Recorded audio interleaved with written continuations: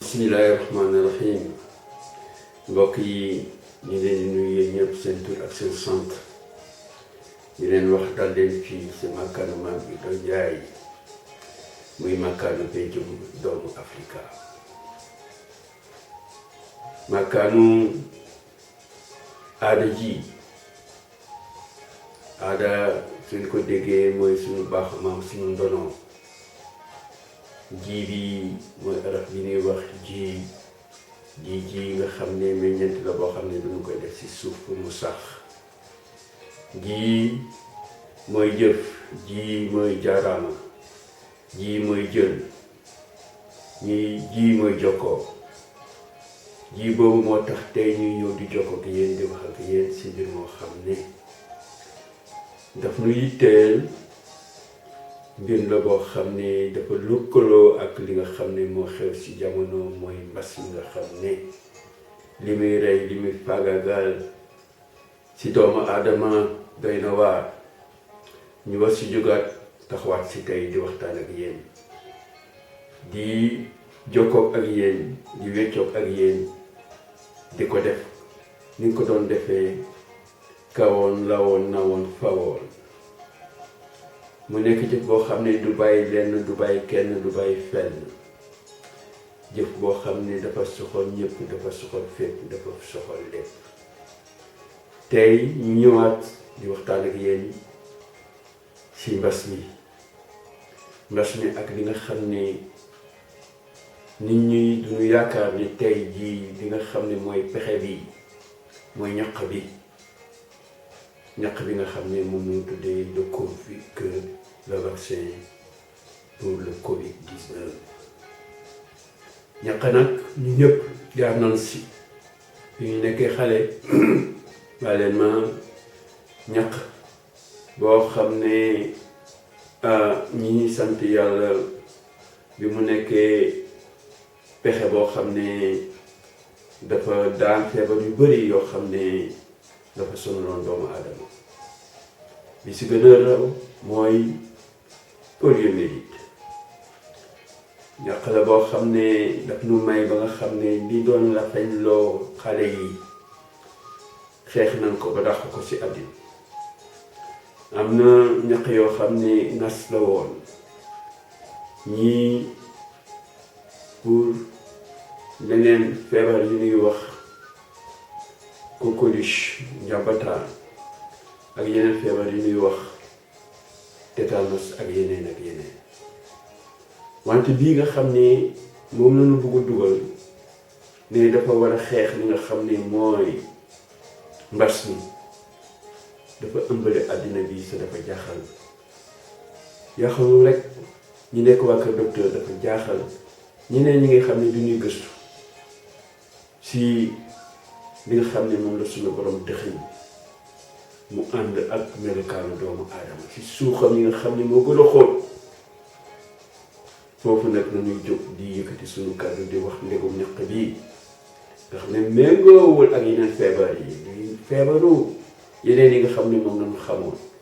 feebar bi dafa nekk feebar bu bees, ñu tëkk ko ci ay weer yu néew, génnee ko ne nag activité bi yëpp daf ci war a am ngir mën a mucc ci feebar bi. mu jur nag waxtaan, jur xalaat bu ñu bugg tey bokk ak yéen. ñu leen wax ne mbokk yi, ñu ngi ko tuddee koo xam ne duñu ko ràññee ci àddina bi, ñu tuddee ko Bill Gates. ki nga xam ne li ñuy gën a di am comme jumtukaay bu xarañ boo xam ne daf ñuy may ñu gën a xamaat lan mooy pexe doomu aadama ci mbirum loo xam ne daf koy yokk ci xam-xam, muy ordinateur bi nga xam ne mooy xel mi nga xam ne daf ko dugal ci machine bi, mooy Bill Gates bi nga xam ne moo indi pexe boobu ñu koy tënk ci Microsoft Office nga xam ne mooy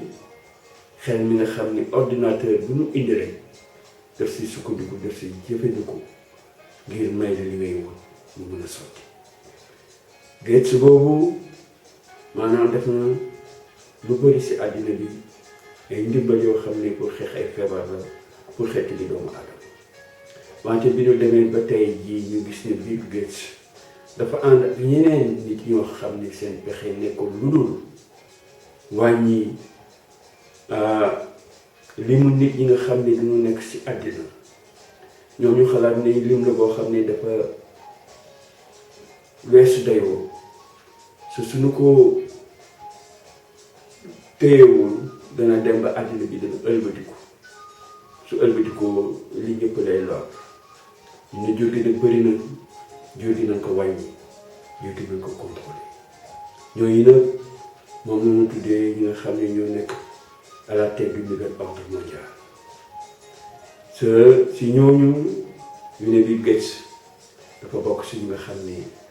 ñoo ko jiite ñu ne Bill Gates le gourou du 5G et de la robotisation de l'humanité 5G dafa nekk benn programme la boo xam ne dafay ànd ak ay pexe yoo xam ne dafay loolu si nouvelle technologie di tënk doomu aadama ci ay yoon yoo xam ne dootul si mucc doomu aadama su demee ba tollu foofu lu neex nit ñooñu rek lay def te ñu koy awalee si des nouvelles technologies nga xam ne Bill Gates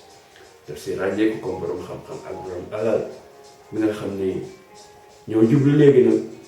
si seet naka la ñuy dimbalee xeet yi nga xam ne moo nekk si àddina dimbal boo xam ne du aw fenn fu dul ñu natt ko nattaat ko wàññi ko su waree ñu ne nag loolu mbiru suñu borom rek la war a doon aadama warul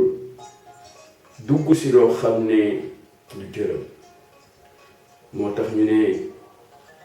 ñun ànduñu ak ñoom ñu dégg ne pexe boobu dañuy tënk ñun si li ñuy wax la chronique géopolitique et patriotique di wax nit ñi ne ubbi leen seen xel ubbi leen seen xalaat bàyyi leen di tënk seen bopp si politique bi nga xam ne mooy nekk seen politique réew rek da ngeen di jéem xalaat lan mooy politique bi nga xam ne mooy dox si àddina bi wërngal këpp ñu ngi si ndoorum at mi ñuy wax 2000 ak ñaar téeméer rek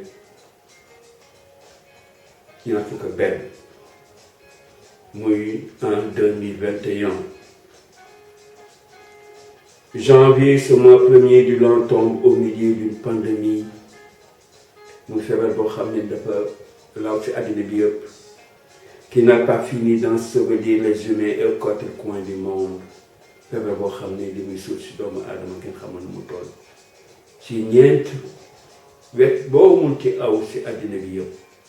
feebar ba ma nga fa di faagaagal doomu aadama le village planétaire se réveille ensemble àddina bi yëpp dafa yeewu di këpp di jooy étend ses bras vers les cieux et plie à genoux Allah et l'enveloppe à un vin mi ngi yëkkati loxoom jëmale ko si asamaan di julli sukk di julli tàllal loxoom suñu borom di ko ñaan boo xam ne ñaan bu amul appel. Depuis la Chine, le cœur du foyer, la couronne virale, après être rentré en hibernation, se recroqueville et fait sa mutation. yéen a ngi fàttaliku fa mu sosoo boobu léegi li mu ak si dëkk boobu ñu doon wax Wuhan foofu ci le virus bi feeñ bi mu feeñee léegi nag law na ba dab na àddina bi yëpp fépp foo xam ne doomu adama nga fa feebar bi agsi na fa wante li ñu gis si fan yu néew yii li nga xam ne mooy doomu jàngoro bi dafa xam mel ne dafa soppeeku dafa mel ne dafa indi yeneen anam yoo xam ne xamee woon na ko woon si njëlbeen fu mu feeñee si fan yi mooy foofu ñuy wax Angleterre si sedd bi si fan yi la feeñaat ci anam yooyu ñu ne au sortir des brumes et de la froidure du bel United Kingdom et ressurgit dans l'ère des seigneurs de l'impérialisme. Angleterre moo nekk réew yi nga xam ni moo njëkk a jox taxaw daal di maasale àddina bi commencé ko si Amérique nga xam ni ñoom ñu fa ëpp Angleterre moo njëkk woon ba nga xam ni Angleterre moom aussi moo yëkkati kàllaama muy xam ne anglais daal di ko tasaare si àddina bi ba nga xam ne ñu ëpp si doomu aadama kàllaama boobu la ñuy wax moom la ñuy làkk et porte l'estocade au flanc des lords qui se lèvent et assiègent Downing Street en criant God save the Queen. C'est Angleterre boobu le virus bi ñëw feeñ fa si anam yu bees anam yoo xam ne dafa jalgati li nga xam ni mooy kilifa ya fa nekkoon borom yax yu rëy ya fa nekkoon ñu leen di woowee les lords et les sires ñooñu ñoo jóg daal di yëkkati seen baat foofu ñuy waxee Downing Street mooy mbedd moomu nga xam ne foofu le premier ministre Angleterre dëkk bi ñu fa demee ñoom ñuy yëkkati seen kàddu du ñu waaye yàlla xettali suñu buur bi jigéen bi God save the Queen crie des larmes. Il réclame le remède miracle à Boris, le rescapé, et ignore les injonctions du métronome du temps et de l'espace. ñooñu nga xam ne ñooy loole maanaam waxin la lool yi mooy ñi nga xam ni ñooy borom yax yu rëy yi nga xam ni ñoom moom la gën a ràññee foofu sa réew yi ñuy wax United Kingdom c'est-à-dire le Royaume-Uni muy l'Angleterre ñooñu ñoo ne Boris le premier ministre actuel Boris bi nga xam ne couronne bi daf ko attaqué jàpp ko ay fan ba tëral ko ba mu mucc si ñoom ñoo dem ne Boris waaye léegi dimbali nu xeetlu nu wan nu yoon jox nu pexe fàtte ki nga xam ne moom amee yoon ak pexe muy sunu borom tabaraka wa taala. Au temps où les savants fous et les milliardaires véreux experts en crime et autres dealers du nouvel ordre mondial fomentent leurs solutions. Si jamono jooju la ki ñuy wax Bill Gates ak pexeem yooyu lëkkaloog ñi ngi wax yeneen borom pexe Bill Gates mooy Big Brother ki nga xam ne lépp loo xam ne xabaar jokkoo la si àddina bi moo nekk si jubantal googu nag 5G yi symbolise ko temps yii dafa lëkkaloog li ngay xool la Big Pharma ñi nga xam ni lépp loo xam ni garab la jumtukaay la si àddina bi ci seen loxo la yow ñooñu ñoo concocté le point d'interrogation moo concocté li ñuy wax laaj bi mooy lii lan la lu tax lii mooy le point d'interrogation ou le vaccin qu'on va inoculer à la multitude ñàkk bi nga xam ne fexe nañ ba indi ko ba defar ko léegi nag ñu ne loolu rek mooy pexe bi nga xam ne moom la tax ñu daan li nga xam ne mooy mbas mi te pexe boobu pour mu mën a sotti képp kuy doomu aadama yi fi ñu dugal ko si yaram dañuy ne loolu dana doy waar ñun waxatuñu ne garab yi nga xam ne sax xamuñu nu wund ak lu nekk si lii ñuy xalaat ne dafa ko lëkkaleeg loolu nga xam ne dafa am pexe di dugg si yaramu doomu aadama di lëmbat li nga xam ne mooy di fa suñu borom dëxëy muy secret boo xam ne kenn waru ko laal muy la génétique ñu ne ñoom dañuy dugg si génétique boobu am lu ñu fa liggéey ak seen vaccin bi bu képp ko xam ne doomu aadama nga ñu mën a xam koo doom foo nekk foo jëm loo bëgg ñu ne loolu doy na waar loolu day jar na seetaat jar na taxaw xoolaat ko waxtaan si wante nag am na ñu ko nangu am na ñu ko nangu àddina bi dafa xaajaloo ñii gis nañu ko gis seen loo xam ne yaakaar na nga doon xeetali doomu aadama ñii ñu ne la deet loolu pexe la pexe seytaane la pexe ñi nga xam ne ñoo bugg nangu li nga xam ne mooy moomee la suñu borom mu teg ko ci àddina bu ko doomu aadama aw foofu ñoom ñu indi seen pexe ne doomu aadama mënoon ko awale feneen. Ils ont rejoint par Big Pharma, ils ont concocté le point d'interrogation où le vaccin qu'on va inoculer à la multitude 7 à 8 milliards de personnes. moo tiital àddina bi ñu ne àddina bi attanu lu toll noonu si doomu àddina fii juróomi at fukki at dañu dem weesu ba àgg fukki milliards nit doomu aadama yoo xam ne si kaw suuf attanu loolu parce que mu fa bàyyee sàggat ba loolu am àddina muy tukki la moo tax ñoom ñu jóg fagaru indi ay pexe si pexe yooyu la ñu ne vaccin bi suñ ko dugalee suñ ko nangoo xamuñu ne ndegam dafay faagaagal feebar bi ñuy wax mbas wala day faagaagal doomu aadama bi nga xam ne yàlla rek moo am force ak puissance wax lan la namu si moom ak fan la war a jëm ak naka la fa war a dem. ñu ne rescapé des crimes à côté de l'effroi de l'Afrique, victime de la folie des génocidaires et génistes de l'histoire et menacée d'éradication, sa foi se crie. ñu ne mais li xaw a doy waar Afrique bi nga xam ni fi ñuy fekkee téeméeri junni nit di dee Afrique dafa dee lu néew la ñu ne ñun li nga xam ni moo yitteel ñeneen ñi waru nekk suñu yitte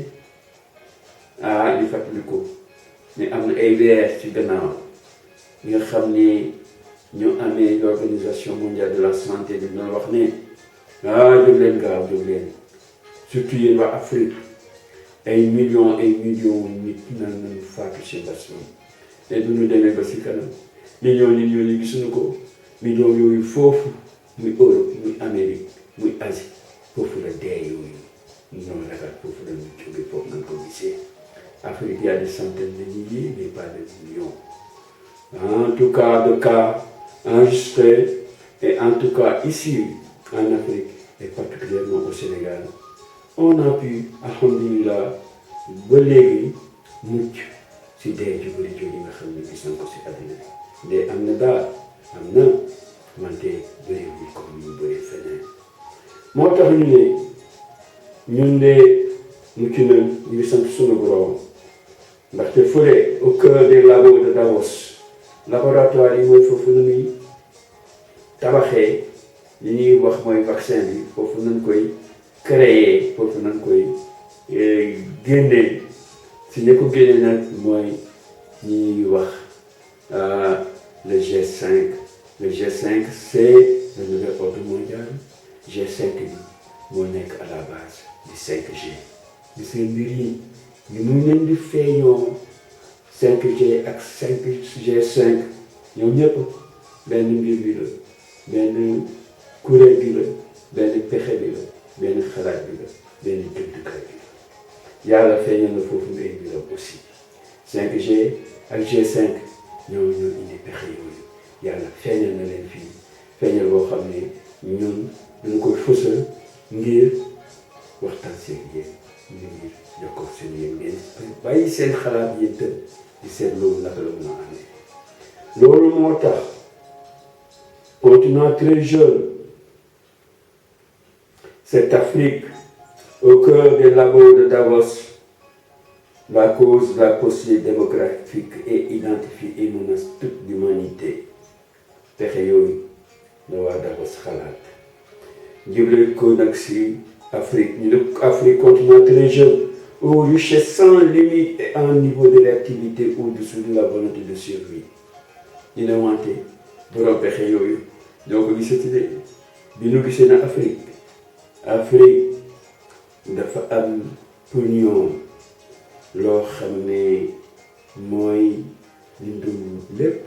mooy ay suuf yoo xam ne ñëpp a dëkk bëriwuñu mais suuf soo xam ne dafa nekk si maanaam alal kenn xamul nu mu toll mais lii su si tegee loxo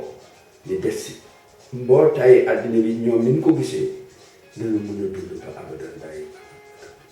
moo tax ñu ne Afrique nan fa commencé indi fa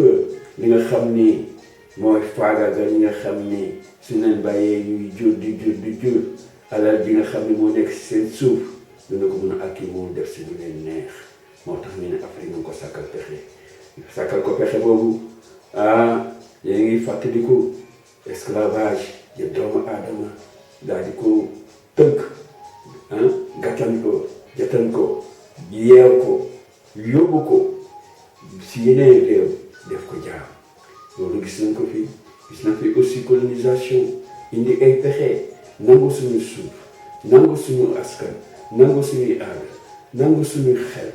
def ñu leneen lu li nga xam ni moo nekkoon ci ñun ñi nga xam ne moom la ñu maam yi bàyyee woon ñu dem ko loolu yëpp ñu jël ko akkilo ko def ñu ñun leneen lu dul pexe yoo xam ni ci seen loxo lay des moo tax ñu ne elle sera l'épicentre de la contre-attaque virale pour rééquilibrer les pertes des peuples de l'Occident puis du contrôle vital faagaagal yu métti yooyu xam ne ñu ko gis seen biir xel moo xam ni dafa dugg ci ay jamono yoo xam ni doom yi du dootuñu nit ñi bëreetuñu ña fa des di dund ay màggal rek la ñuy doon ñu lii de dana doy waar civilisation buy jeex la ñu si jóg gaaw mais weccoo civilisation bi nga xam ne mooy civilisation bu ñi nga xam ne waxambaane yu dëgër taxaw ñoo jógati si biir Afrique nara nag law si àddina bi na leen téye na leen faagaagal ngir ñun suñu askan ñoom seen xeet ñi nga xam ne ay màggal rek nañ mun a mucc ñu mun a wut nag yeneen pexe yoo xam ne dañu dundaat pour mun a nekk ñi nga xam ne si kaw suuf ñoom rek ñoo fi nekk di am dund boo xam ne ñu ne ko bëggee nday am ñu ne loolu moo tax le vaccin miraculeux fera l'affaire pour porter la mort à l'intérieur du génome des Noirs, sauver de l'humanité, de cette humanité en danger. Ainsi, 2021 arrive